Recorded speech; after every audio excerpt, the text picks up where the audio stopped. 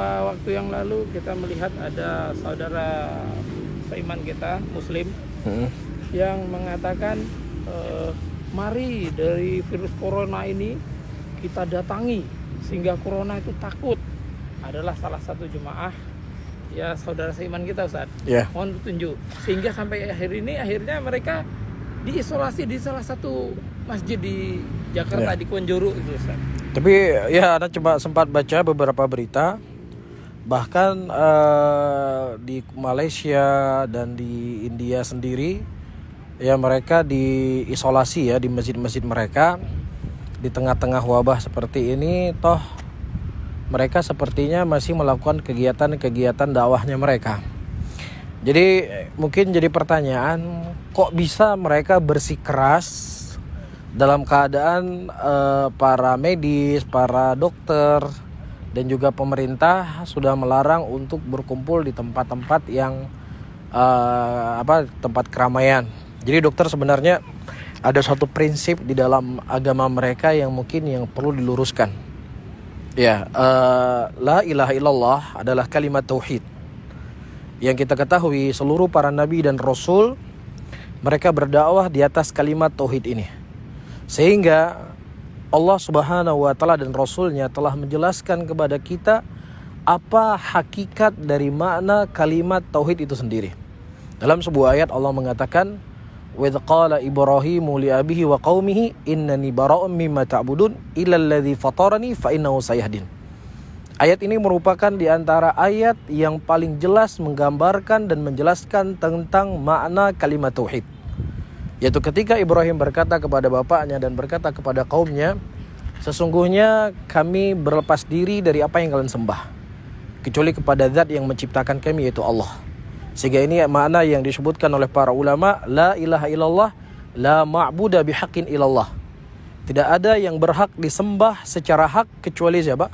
Allah Subhanahu wa taala, dan sesembahan selain sesembahan Allah adalah sesembahan yang batil. Ini adalah perkara yang telah disepakati oleh seluruh para nabi dan rasul di dalam dakwah mereka. Namun Jama'atut Tabligh mereka punya 6 usul dalam agama mereka. Satu usul adalah kalimat la ilaha illallah. Apa mereka tafsirkan kalimat la ilaha illallah? Mereka menafsirkan kalimat la ilaha illallah mengeluarkan kebesaran makhluk dan memasukkan kebesaran Allah. Disitulah seseorang telah merealisasikan kalimat tauhid. Jadi tidak boleh ada makhluk dalam hatinya. Jadi kalau kita misalnya mau naik pesawat, nah pesawat itu ya kalau kita yakin sama tiket, berarti kita belum merealisasikan kalimat tauhid di dalam qalbu kita. Karena masih ada makhluk dalam hati yaitu tiket. Ya, jadi bagaimana mereka berusaha sekuat sebatas ilmu mereka dan keimanan yang ada dalam hati mereka, menurut mereka kita bisa naik pesawat tanpa perlu dengan tiket.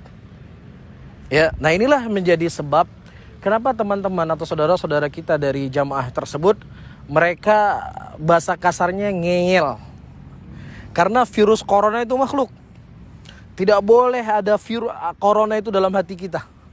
Berarti kalau seandainya ada kekhawatiran kita kepada corona, berarti kita belum mentauhidkan Allah. Kita belum merealisasikan kalimat tauhid. Maka corona ini makhluk Allah yang kecil yang harus kita keluarkan. Allah Maha Besar. Iya, ini adalah sebuah hal yang keliru dalam mereka memahami kalimat tauhid. Karena makhluk dalam hati ini tidak akan bisa dihilangkan. Ya, Rasulullah SAW manusia yang paling mentauhidkan Allah. Manusia yang paling mengerti tentang kalimat la ilaha illallah. Beliau berkata, hubbiba ilayya minad dunya an-nisa wa tib. Sesuatu yang paling aku cintai daripada perkara dunia ini adalah minyak wangi dan wanita. Nah, cinta itu letaknya di mana? Di dengkul? Atau di jari kaki kita? Cinta itu dalam hati. Jadi ada kecintaan dari Nabi SAW dalam qalbu beliau kepada wanita dan minyak wangi. Ada makhluk dalam hati beliau. Dan ini adalah sesuatu tabiat yang memang tidak bisa dihilangkan dari seseorang manusia, dan itu tidak mengurangi sama sekali ketauhidan seseorang. Bahkan di sana disebutkan oleh para ulama, ketika seseorang meninggalkan sebab, justru dia telah mencela syariat. Karena Islam datang dengan sebab dan musabab. Rasulullah mengatakan ya dalam hadisnya, ya fankihu atau nikahilah kalian, tazawwaju waludal wadud fa inni mukatsirum bikum umamun yaumil qiyamah. Nikahilah oleh kalian wanita-wanita yang bisa memberi kalian banyak anak, sesungguhnya aku bangga dengan banyaknya kalian nanti di yaumil qiyamah. Ada sebab di sini. Apa sebab seseorang itu punya anak dengan dia menikah? Nah, mereka jamaah ini, mereka berusaha bagaimana kita harus yakin bahwasanya Allah menciptakan Nabi Isa tanpa ada seorang ayah. Allah menciptakan Nabi Adam tanpa ibu dan ayah. Nah, keyakinan ini harus kita tanamkan dalam hati kita, bahwasannya kita juga harus sampai kepada tingkat yang demikian.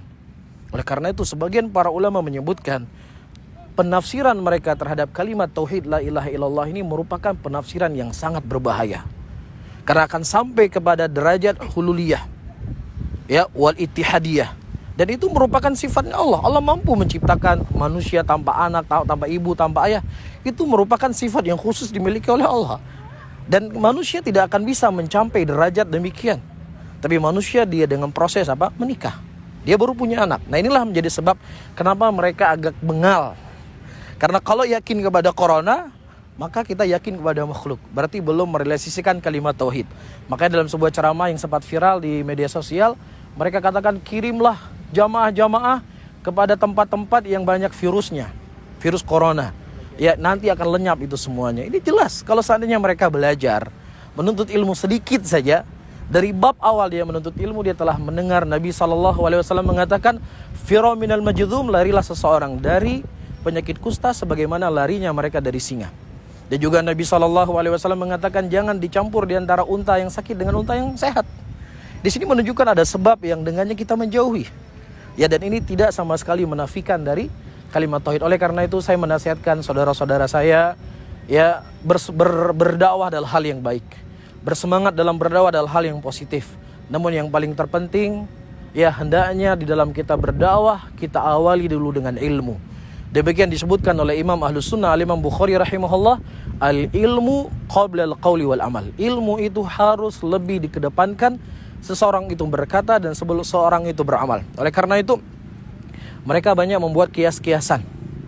Ya, misalnya dalam kita berdakwah ini, walaupun kita belum punya ilmu, itu ibaratnya kita seperti orang yang baru belajar naik mobil.